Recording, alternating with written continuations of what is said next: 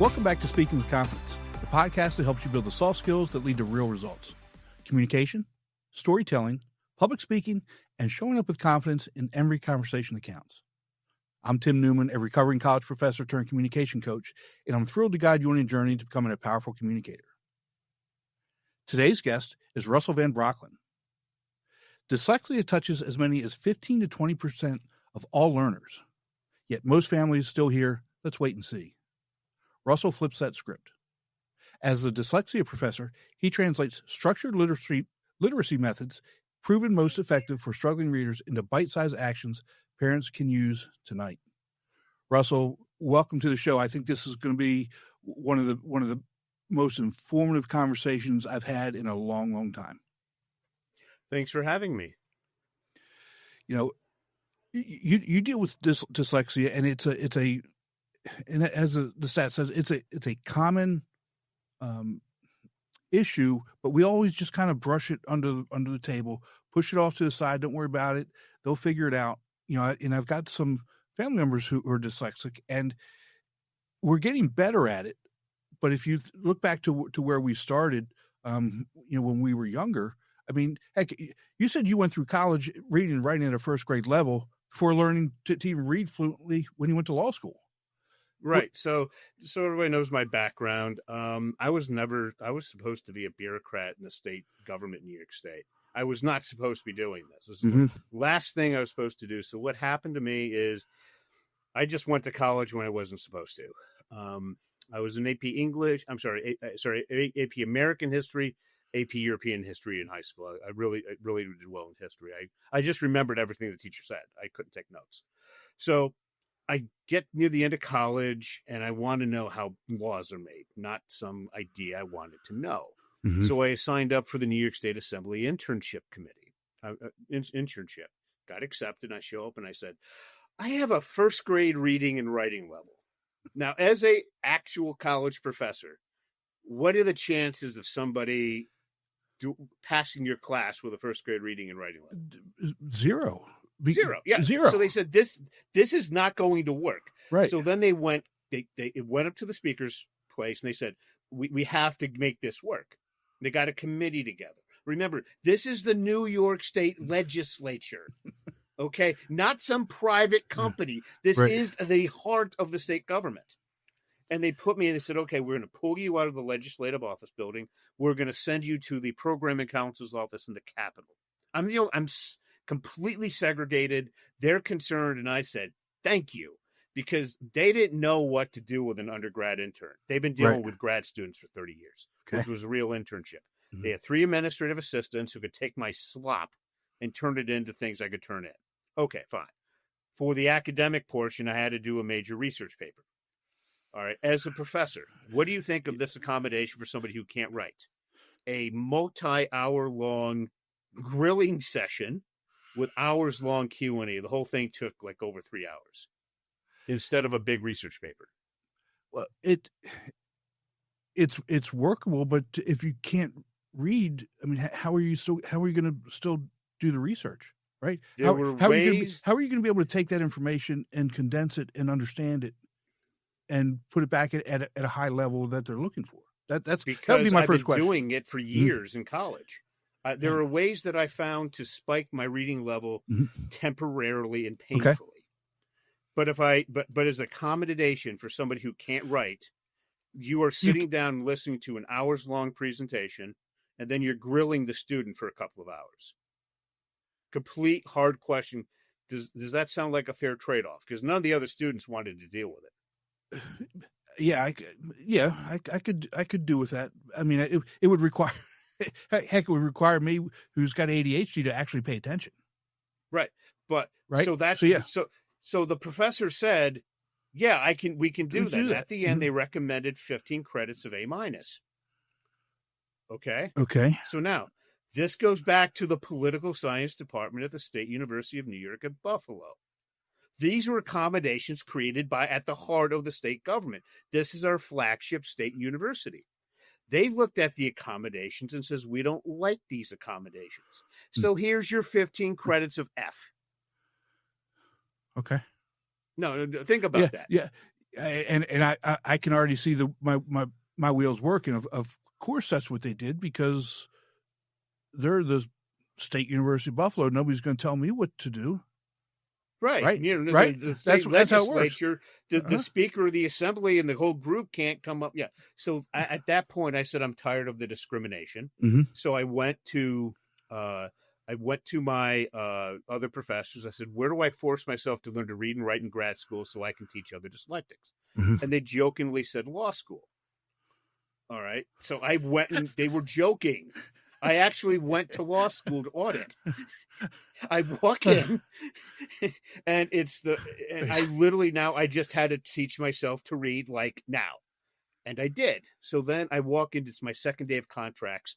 Professor Warner, who's a dyslexic professor, called on me. And what they do with the Socratic method is that they will ask kids, like, when you start a semester, Mm-hmm. nobody knows anything. Right. They would ask questions like it's the end of the year. Right. And they couldn't answer. They keep asking questions to embarrass the kid, to get them to adapt as quickly as possible. Right. Well, that didn't happen to me. What I found out later is when you're a dyslexic and you go into grad school, you own the place from day one, or soon thereafter. So he called on me. I answered. Everything slowed down and organized. He keeps calling on me and answering. Well, finally, he starts really pushing.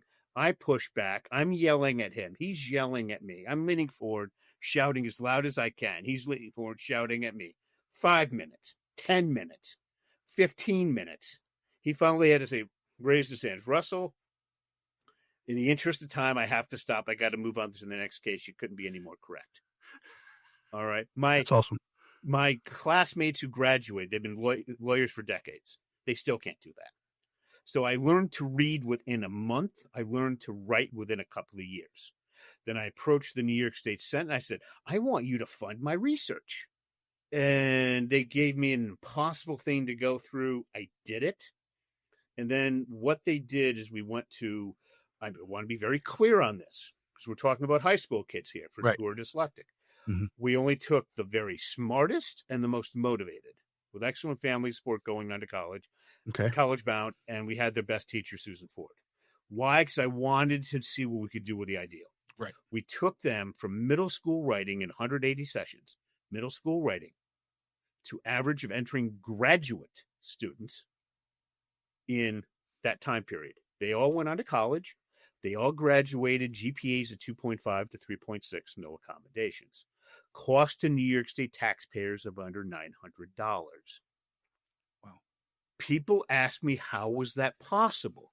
I said, because I have eyes and I used the obvious. Mm-hmm. This is the top book on dyslexia. Overcoming Dyslexia by Sally Shaywitz, second edition.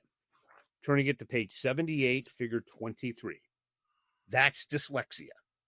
So do you see how the back part of the dyslexic brain has almost no neural activity? Yes. Now, in the brains of a typical student is going massive. Right. Now, the front part of my brain is 2.5 times more active. Yes. Okay. See that? Right. That deals with articulation followed by word analysis. I use the graduate records exam. Analytical writing. Analytical. Mm-hmm. Articulation, analytical, to me, same thing. All right. Now, that is what made it work there. But then we had to do things with normal kids.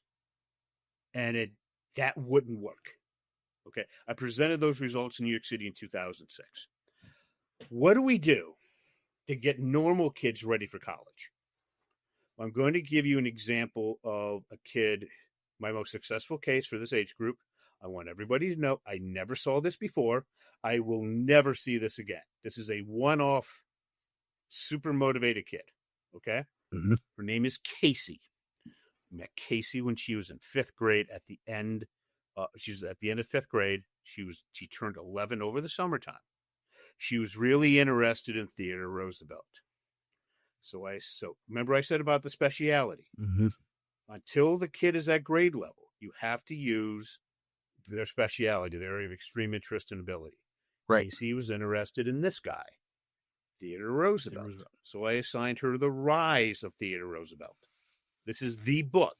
Okay. The Pulitzer. Wow. That's What thick. grade? What grade thick. level would you call something like this? I'd say 12th grade or above. Honestly. Okay. College professors say first year college. Okay. High school teachers will say 10th to 12th grade. All right. I'm going to call it 10th grade to be conservative.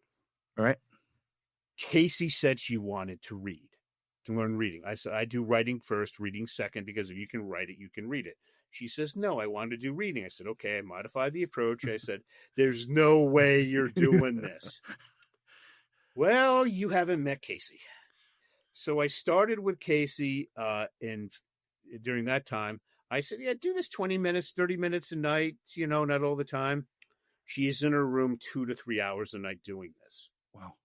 I literally had to go to her principal to say, teachers can't give her homework. Because he said, he instantaneously got what we were doing. He said, okay, you're solving this. We want her fine for middle school. He made the order. All right. 6 months later, she's in a silent reading class. Kids come over, get her book. They can't get past the first paragraph. She's finishing up that book. She can read the entire thing. She knows every definition of every word there. She jumped 8 grade levels in 6 months. Her parents could afford to hire me for an hour a month. So I was working with her 15 minutes a week. Wow. This is not typical. No. But when I say a 10-year/11-year-old girl jumped 8 grade levels in 6 months, when people say it's not possible, they can. Now, here's what you need to understand. I had to focus on her speciality. But just for the heck of it, I talked to her mom and I said, she's the most motivated kid I ever met. What happens if I give her something she hates? Here's the most popular book that I use. Walt Disney, The Triumph of the American Imagination. Okay. But 1,000 pages because people want to know what the Disney magic is. It's 2 universal themes. Casey said, I hate this book. And after we worked on it for a while, because her mom was kind of laughing, because she's like, yeah, she really doesn't like that book. I said, okay, Casey, how much did your motivation drop here? She said, half. I hate it. I said, okay, you're done. She took it and threw it in the garbage and she ripped it up. Key point for parents. When how when you're teaching college, especially the first 2 years, they're going over all these subjects, the same thing in high school. Dyslexics and ADD and ADHD kids just want to specialize. Yes. Doctoral stuff. Yes. But we have to do this so the most motivated kid in the world, we're down 50%. Typical kids are down 75, 80%. Yeah. Next thing that I found, this is from me talking to your peers who are severely dyslexic. What I found is we have to focus. We can't ask them this question, a general to the specific, because that's how you generally teach, big picture, then details. Yes. Well, if you ask them this question, what effect did Martin Luther King's famous I Have a Dream speech have on the American civil rights movements in the 1960s? Your kids would just take that and run with it. They don't need to ask you a question. They just go and write the paper. Right. Dyslexics, it's like grabbing fog. There's nothing to grab onto. We need to learn from the specific to the general. So I want you to imagine, we ask this question: what personally compelled Martin Luther King to want to give his famous speech? We look up in his biography, we find the answer. That answer gives us a question, which we answer, which gives us a question, which we answer. Right. That forces us to organize our thoughts by using writing as a measurable output. Okay? So again, that forces us to organize our thoughts by using writing as a measurable output. Now, if you ask a dyslexic, or an ADD or ADHD, you said you're ADD or ADHD? ADHD. Okay, so am I. I'm going to ask you a question. First of all, what's your speciality? What's your area of extreme interest and ability? It could be anything. Oh, wow. This is the first thing that comes to your mind. It's creative stuff. Creativity. Creativity, yeah. Okay, so when you're thinking about creativity, do you have ideas, or now or in the past, where you have ideas flying around your head at light speed? Yes. Key question, but with little to no organization. Yes. Okay. All the time. So What the solution is we have to force your brain to organize itself by using writing as a measurable output. Okay? Does that make sense? Okay. Mm-hmm. So now I'm going to ask you a question to see if you're really dyslexic. So you're thinking about writing about creativity. Okay. Fingers, keyboard. Fingers, keyboard. The ideas in your head that you want to write about. You take your fingers, you put them on the keyboard. Does the idea fly out of your head, leaving you with an empty brain? Sound familiar? Yes. Okay. Yes. You're probably dyslexic. Okay. Okay. Do you find that it's kind of weird that I knew that about you? It's creepy. Also, it's creepy. The kids are like, how did you know?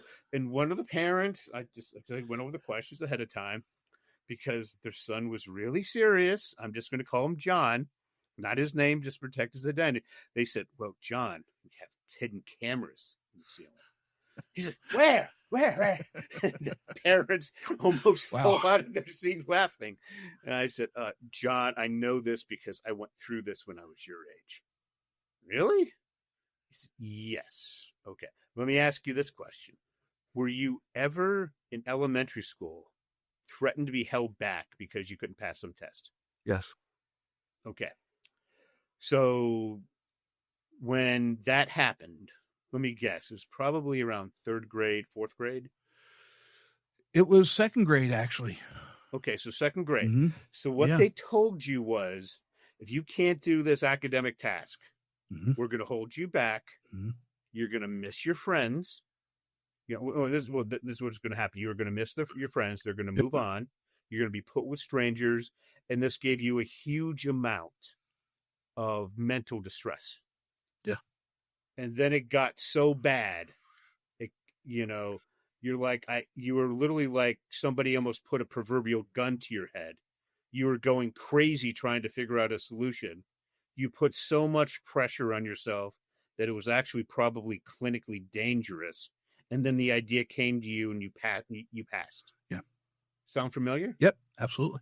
And that happened so many times that by the time you reached high school, this was just like second nature.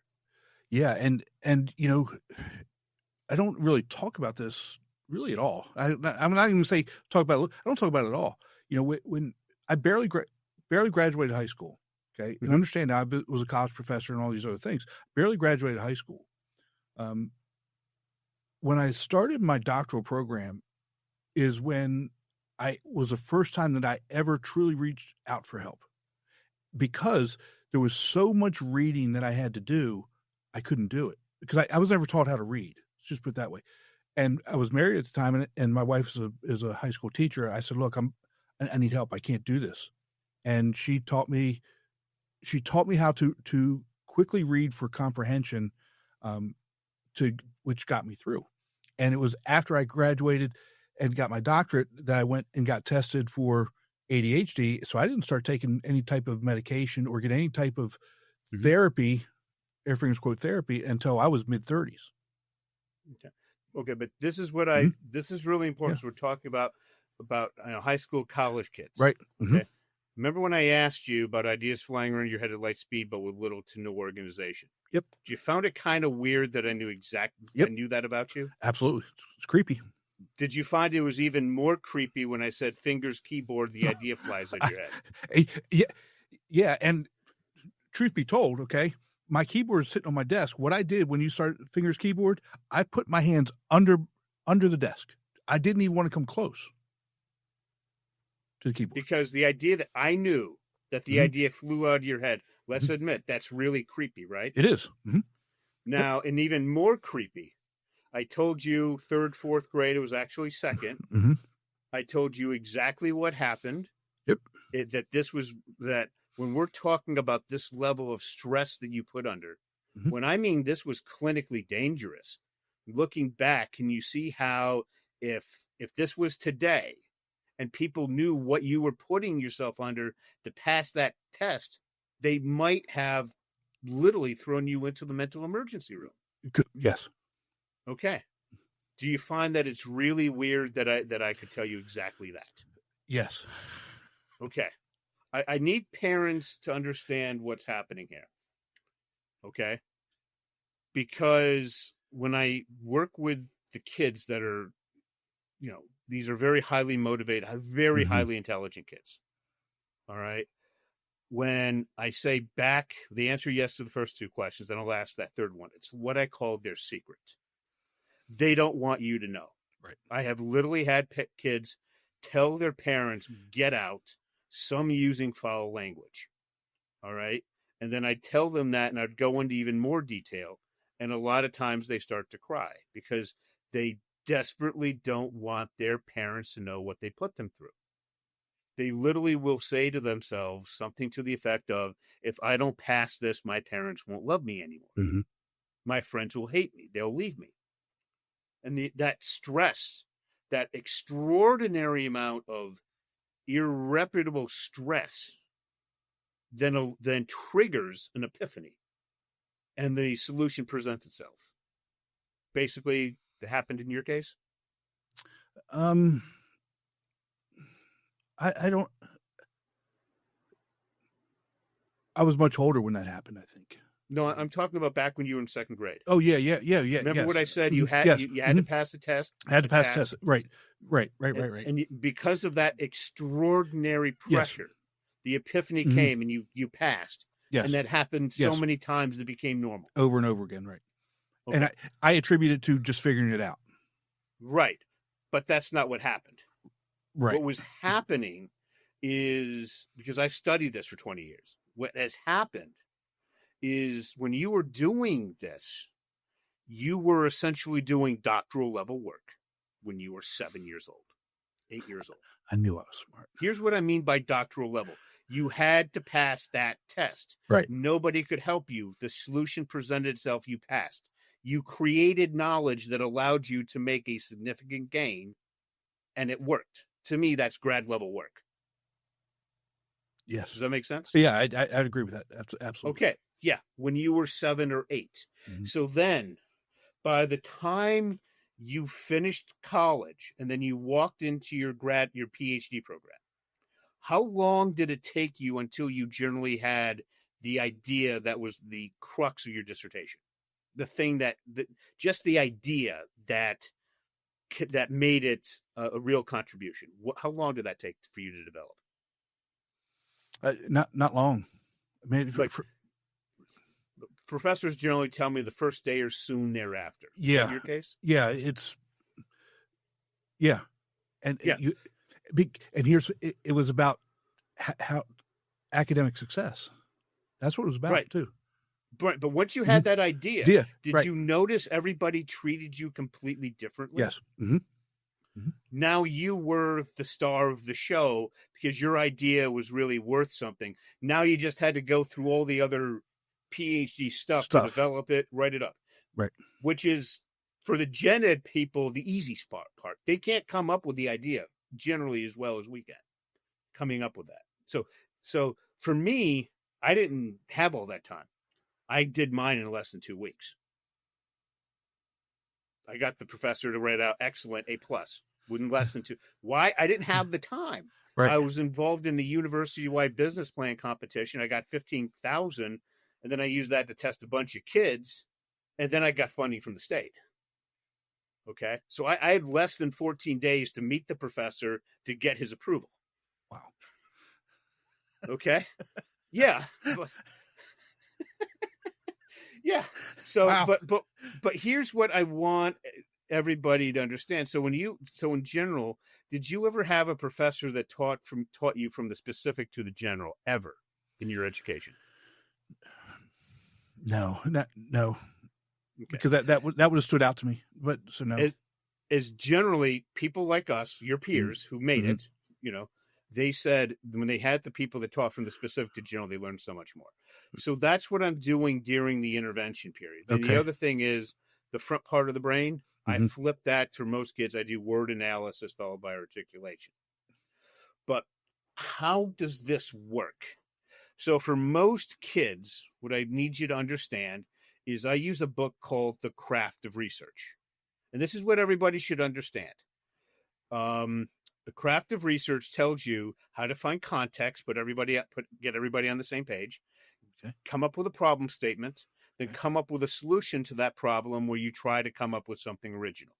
And when we talked pre-show, you said the kids should know how to do that in high school before they come to college. Yes, they should. Tell me why you strongly feel that way. Because if to be able to graduate high school and come into college and be successful, number one, you have to know how to think. You need to know how to take information, process it, and then be able to communicate that. And if you can't do that, because theoretically the pace at the college level is so much quicker, and we're depending on you to do some work on your own to be able to understand those concepts and be able to apply them. Okay, so let me, as I was told in general, the difference between high school and a real college, where you actually teach like a college, yes, is they will do twice the work. They will do in one semester of college what they do for a year in high school, and you're only meeting for 45 sessions. So you're meeting like half the time. Right. Okay. Correct. So what I do is, for context, I show you how to write. I show you how to write. I find a quote, and we answer who, what, when, where, how, why. This is what I do with the elementary school kids. Okay. So can you see how I get me a quote and I discuss who, what, when, where, how, why, and kind of giving you a version of context? Okay. What's the effect on that? Taught Reed's mother how to do this over a little under 6 months. Okay. 15 minutes a night for 7 nights out of the week, or an hour and a half a week, roughly. He jumped not 2 to 2.5 points for half the school year like he was supposed to. He jumped 20 points.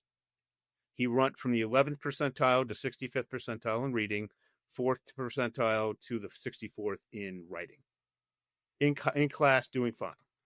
Now, once he can do that, my next step is we do body paragraphs. I call it senior year of high school. We'll see what you call this. What I do for the body paragraphs is I want to give them enough to pass the state assessment. So in New York State, it's the state regents exam. Okay. We use 2 quotes per paragraph. For each quote, I try to tell them, look at, for that piece, something from the beginning of the story, one for the end. Get a lot of quotes for that universe. We give them a universal theme. They find the 2 quotes. What's the best one? And then what I do is I add a warrant, which is from the craft of research from the University of Chicago. What it basically means, it takes the facts and it connects the facts to the topic sentence, right, in an analytical, conversational way. Yep. And I use 2 of those plus a few other steps. Would that be enough, in your opinion, to get the kids to pass their high school final English test for just passing it? It should be. Okay. Now, once we do that, now we have to come to a solution. Right. So when I'm doing the solution, you may or not like this. And if we discussed this before or at any time, or am I giving this to you brand new? You're giving it to me brand new. Okay. So here we go. So when I'm doing that, there has been a big change in the hiring market now. Okay. The companies want you to be able to go in and play with the $200 version of the artificial intelligence when you start now, when you're out of college. That's their demand. So I'm using that here.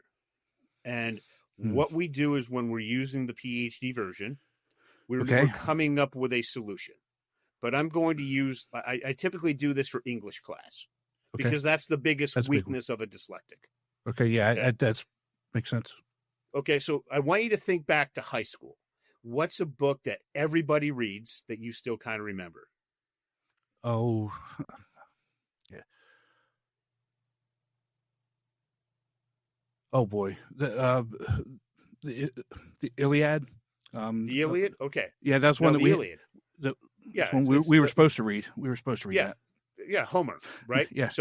So what do you think the chances of a student writing something completely original on the Iliad?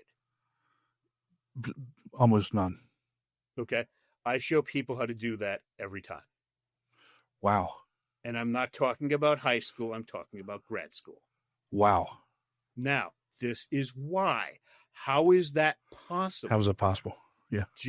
I want you to imagine you're a science kid. And do you know how freshman calculus-based physics, you're using those graphical calculators? Yes. You're not doing the math anymore on your own, but you know how to do it, or you can't do it. Right. So would it surprise you that when I took calculus-based physics, people asked, well, the rich kids can use the graphical calculators. Can we bring in our notes? And the professor said, you know what? Bring in your notebook. I'll give you 8 hours instead of 3. All right? It's not going to make one iota of a difference, because in engineering, in science, if you can't apply what you've learned, it doesn't matter. Doesn't matter. Right. Okay. So what I do is I'm now using the craft of research and the artificial intelligence, the pro version. And yes, it's $200 a month, because it takes 5 to 30 minutes to do anything. Okay. And we go through at least 5 or 6 drafts. Okay. And you're now guiding this thing, and it's doing the grunt work, because you already know how to do the grunt work. And at the end, you're left with an essay that is truly original. That's what I show people. Okay. And you can go, and remember when we mentioned you should have these skills before you go to college? Yes, absolutely. Mm-hmm. Would it surprise you that no private school in New York City does this? No, it would not surprise me based on students have had.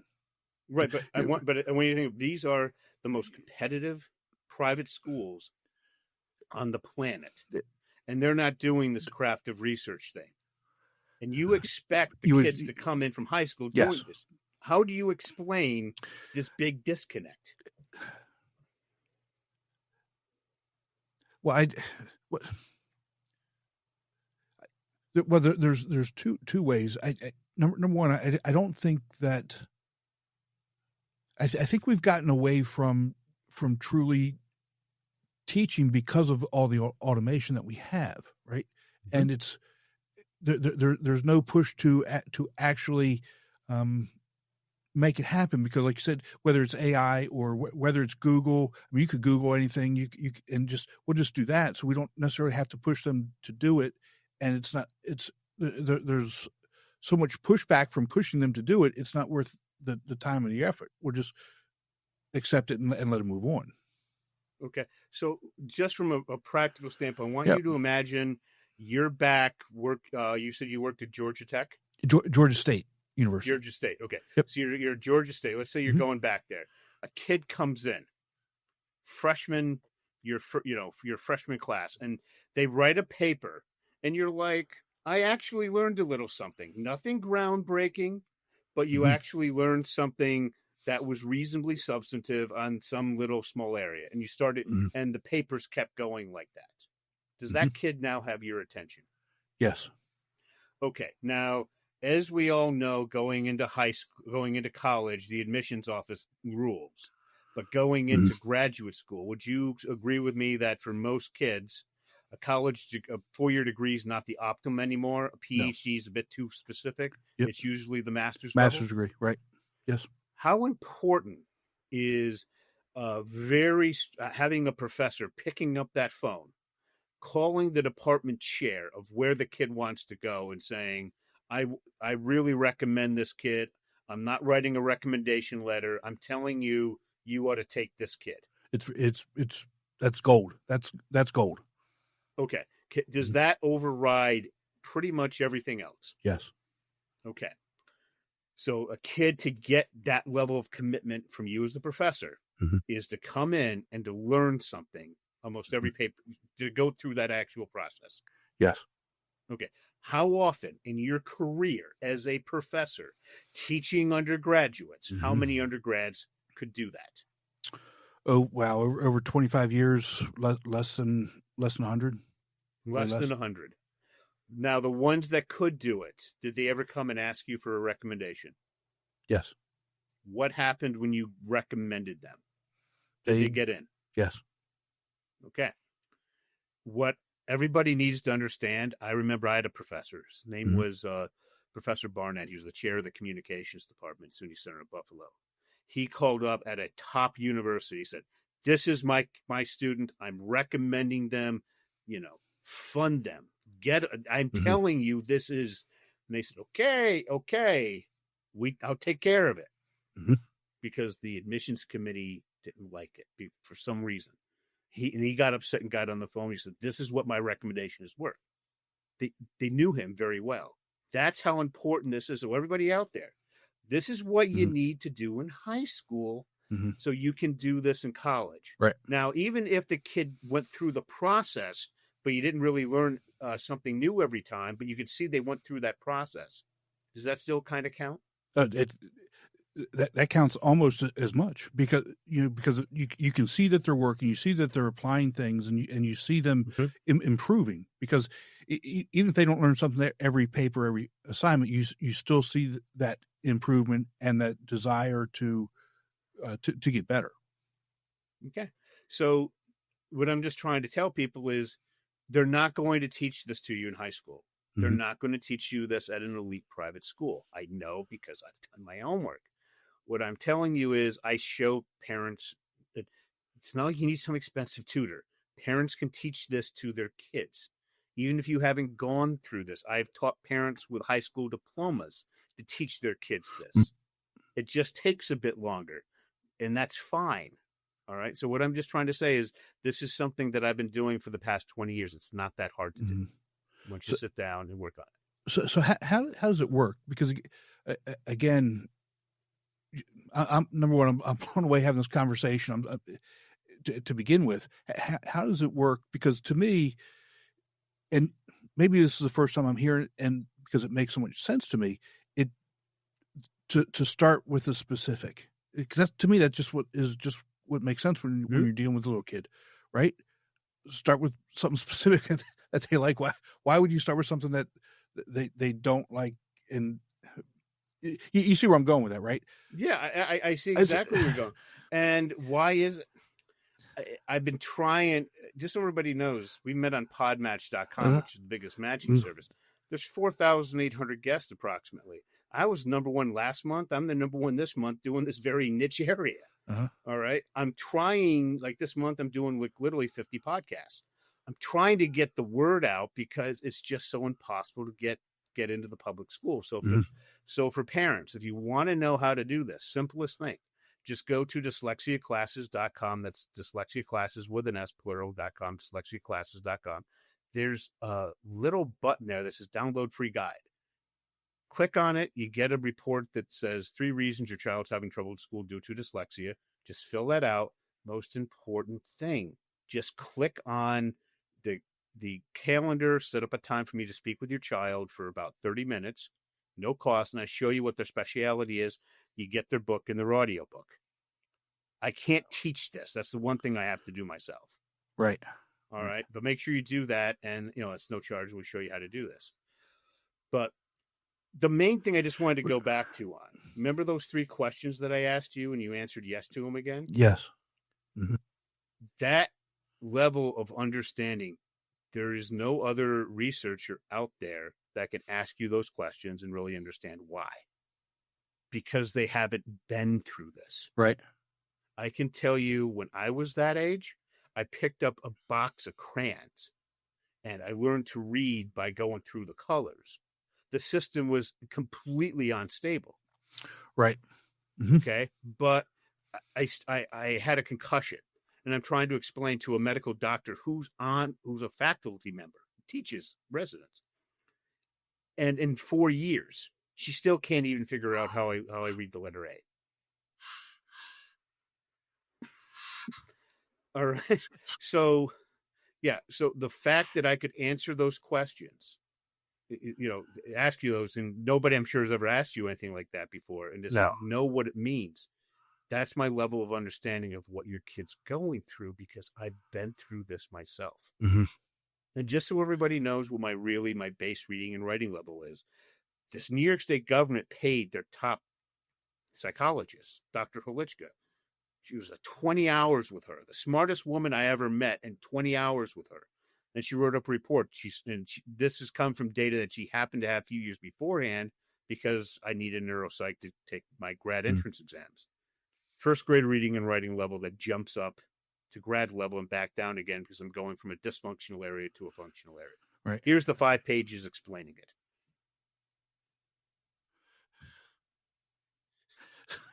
So let me ask you another question. Have you ever worked with somebody and this hasn't worked? Because Oh yeah, yeah. I'll tell you exactly where I was an unqualified failure. okay. It was a very wealthy family in New York City where their parents were in the service business, Okay. working at the absolute highest level of service with the most complicated things on the world. Okay. And the kid only cared about Rocky. He's in 7th grade, and he would only write about Rocky. I couldn't get him to do anything. Parents had no control over him, and I don't work with that. Okay, but that to me that's not the system not working. That to me that's other outside things. But I mean, if they follow the system, if the kid, I have to have a kid. You understand what I'm saying? Who halfway wants to care about doing this, and the parents have to give a reasonable try of doing it. That to me, I think is the real key in this. Yeah. You've got to want it, right? I mean, if you don't want it, you got to want it. Yeah, for people now, what I recommended that they do with their son, and they could afford this, is they have these places like Windward in New York City. I would just go and hire them, and they will do an amazing job with your child. Absolutely amazing. Or if you're not near New York City, you could send them to the Gowl School, GOW.org. They celebrate their 100th anniversary next year. They will do a brilliant job with your child. Okay? It's $86,000 a year retail. If you get the $26,000 a year scholarship, it's $60,000. Okay? And you're going to want to do 4 or 5 years. Oh my goodness. But they will do a brilliant job. They better. Okay? I'm kind of the person, if you want to solve the problem, you want to do it at home, and you don't want to use house money. Mm-hmm. Okay? Because we've been able to really drive the price. People ask me, can you work with everybody? I work with lower middle class families all the time. The biggest increase I get by far and away are lower middle class families. Okay. Then it's upper middle class. And then for the super rich, it's either they're extraordinarily successful or I can't touch it because they know they got a $20 million trust fund and they're not going to do anything. Right. And the middle class kids, I'm iffy. It's basically if the parents have to want it, the kids have to want it. The lower middle class kids, why I think it's so successful, because they know if they don't put in the effort, they want to do better than where their parents are. Right. And they're willing to put in the effort. And the upper middle class kids know, well, I don't have a trust fund, but I have the educational opportunity. Right. All right. And then for the middle class kids, a lot of them like to go on for a 2-year community college head and hands job. Mm-hmm. So I just show them how to do basic body paragraphs, and it gets them through. And then the wealthy kids, either they're brilliant or they're just really tough because, again, they don't have to do any work. Right. So because they have these huge trust funds that if you and I had that, we would be retired on the beach. Right. But then we would still do things. So yes, exactly. That's the other thing, and I think that ultimately it comes down to anybody that's going to be successful. You've got to want it. This isn't something that is just going to happen. Things aren't just going to be handed to you. And so what do we need to do to move this initiative forward so that maybe we change the way that, number one, we look at and deal with people with dyslexia in the public school system. It's so much easier than that, because remember, it takes me a while to train parents because this isn't their profession. Right. Okay. But with teachers, I work with Evelyn Whitebay. New York State had a dyslexia task force in 2024. She was one of the 3 or 4 teachers on it. Okay. The state education department literally chased her down and put pressure on her to come on because she was 3 to 4x more successful than the typical teacher. So we show teachers how to take this for first through fifth grade reading and writing, we can go in and show them how to give the teachers what they need to solve this in 3 hours. And we do that online. And here's the key thing. The teachers will look through this and they'll say, we don't like something with this. And we say, great. Change this to meet your teaching style and who you're working with. So literally in the past, I would have two teachers in the same building teaching essentially very similar students, doing it in completely different ways. And they still got the results. Why? Because teachers already know what to do. Right. I'm just putting it in a bit of a different order. So we're using the front part of the brain so it actually works. And I taught the entire state of New Jersey, the New Jersey Association of Learning Consultants in October of 2022. They had all these people they could go to for writing assistance. They came to me, and this was too fast. I did the whole thing in 2 hours. Yeah, wow. That was a bit insane. Wow. So we want 3. Okay. And we can do this online. Okay. Now, try getting this into the public schools. It's proven to be a bit complicated. Well, so, there's reasons for that. And well, I don't know of any good reasons, but it's complicated. Right. Yes. Yeah. So what I try to do when I'm dealing with school districts is I said, listen, I'm the researcher. You don't want to hear from me. You'll hear part of my story. You want to talk to Evelyn because she's your peer. And she did this, and she just told me it was something like 5 months, and she got a kid to go up by like 6th grade levels. Okay. That's Evelyn. That's amazing. Well, I mean, I want you to imagine she's like the Michael Jordan of special ed teachers. Okay. All right. That's why she was on the state task force. Right. So, and just, what happened with New York State when they did this, I didn't get any real reason why it wasn't passed. The conjecture, and that's all the conjecture was, is there was never a budget bill. But this was going to be quite expensive.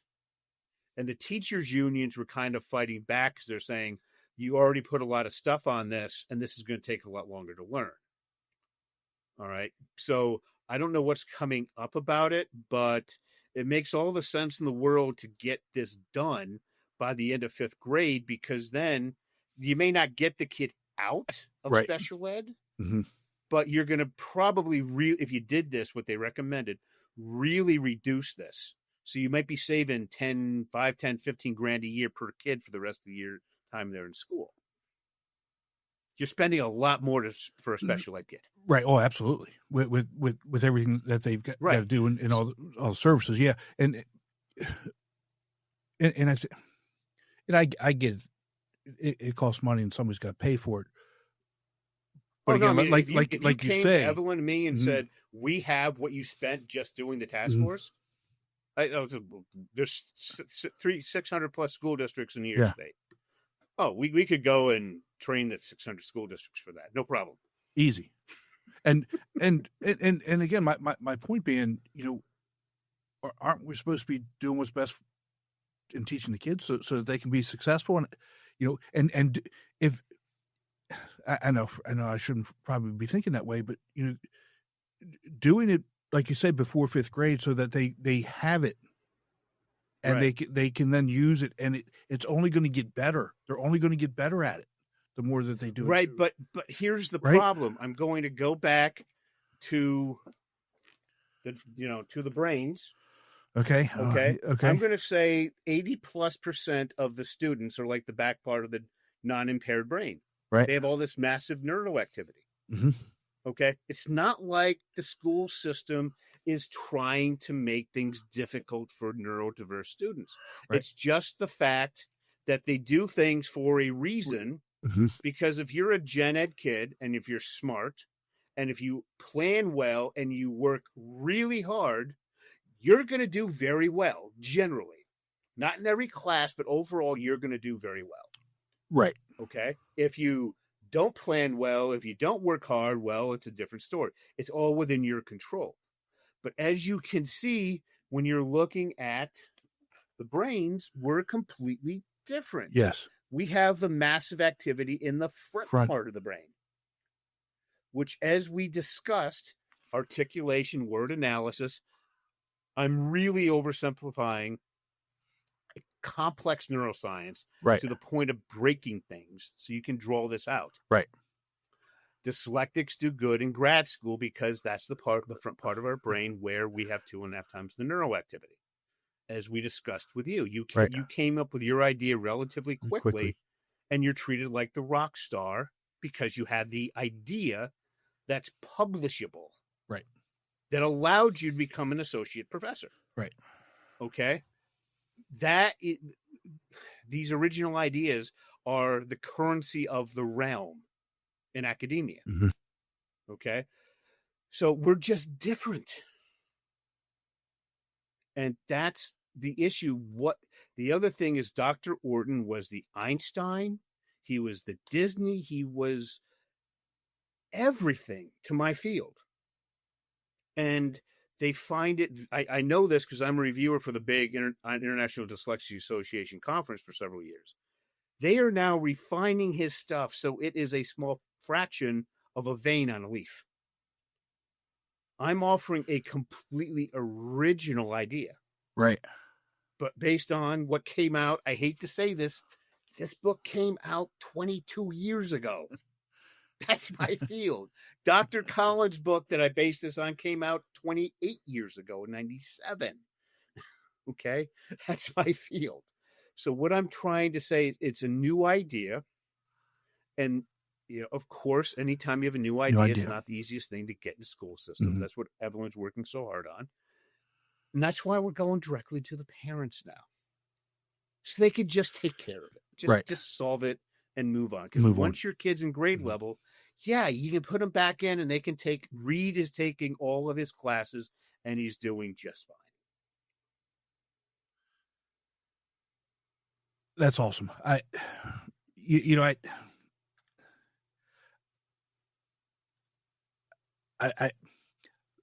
wish we had this when I was growing up. And for me sitting here, still thinking about how you knew all that stuff about me, it's still creepy. Mm-hmm. But if you just do this for your students, do this for your kids, everything's going to be better for them. Their school experience, their school experience is going to be better. Their mental health is going to be better. They're going to be smarter. I mean, they're going to be able to think better. You know what I'm saying. I wasn't trying to creep you out. No, I know. But here's why I do that. Mm-hmm. Because I want you to imagine kids like you. Yeah. The ones who, and let's be very honest, when you made it to associate professor mm-hmm. at good schools, good colleges, mm-hmm. can you see how very few entering PhD students could ever reach that height? Yes. Okay. So what I'm trying to say is when I have these kids in high school and I ask those questions, especially for the third one, your kids don't want you to know the hell they put themselves through. They desperately don't. As I said, I call it your secret. Mm-hmm. All right. But once I go, and why do I discuss it with them? Because these kids are so skeptical. That's why I went through what I went through with you today. Because I want you to know in your bones, I know what I'm talking about. Right. So when I ask you about that, then I say, here's how, based on what you said, this is how we're going to overcome things. Your speciality, specific to the general word analysis, followed by articulation, which we really didn't have time to jump into today. Do you see how I got your attention that this does work because you know? Absolutely. That's why I do that, because these kids are so skeptical. They are the hardest audience out there. Mm-hmm. And they're like, how did you know me? I know it was kind of funny. Parents think it's kind of funny when I said, we have these hidden cameras. Where? But for me to really know you at such a deep level and what you went through and how to develop it from that. And then some of the kids would go out to these other, let's just say people who know their names that are in this field and ask them, and they have no idea about anything like I just asked you. No idea. And it's not because I'm some genius, and it's not because I'm some world-renowned researcher on this. It's because I went through this. You've done it. Right? And after I presented this in New York City, I didn't go and spend the next 20 years trying to figure out how to explain things to PhDs. I spent the next 20 years figuring out how can I explain this to teachers and parents and make this so simple that I could have literally 8th grade AP English students teach it successfully. That's awesome. I had to make it that simple. And you did, and it's working. And I knew when we started this conversation it was going to be one of the best we've ever had, and it lived up to that. Russell, I can't tell you how much I appreciate what you're doing, how much you've taught me on this subject, so where can people connect with you to get more information, and if they need to pass this information on to somebody that they know? Because I think my guess is we all know somebody who could use this resource.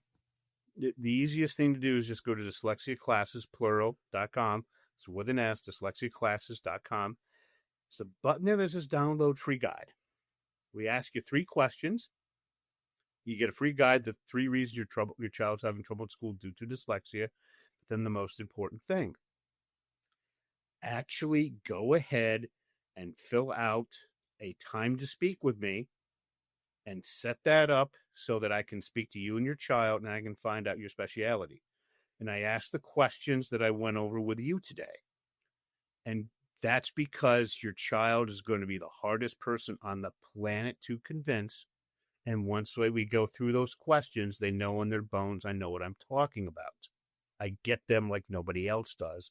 And then I can show parents how to go through this at an affordable rate. We work with families on a yearly basis. And yes, we do give discounts with like colleges give discounts, scholarships. It's based on financial need when they come in. Why? Because I don't want people to go through the hell that I went through. I want this solved. Russell, again, thank you so much for spending some time with us.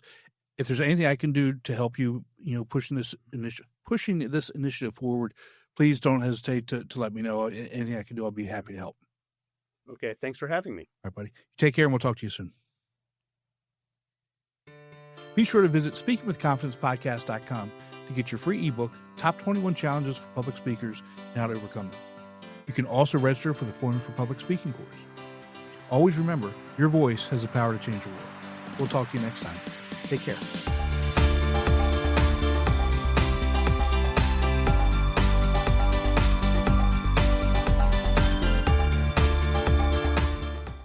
That's it for today's episode. But before you go, don't forget to grab your copy of my brand new book, Connections That Count: How to Transform Your Network into Influence, Leadership, and Career Growth. Available now on Amazon. It's time to turn your network into real influence and career growth. Pick it up today and start making your connections count.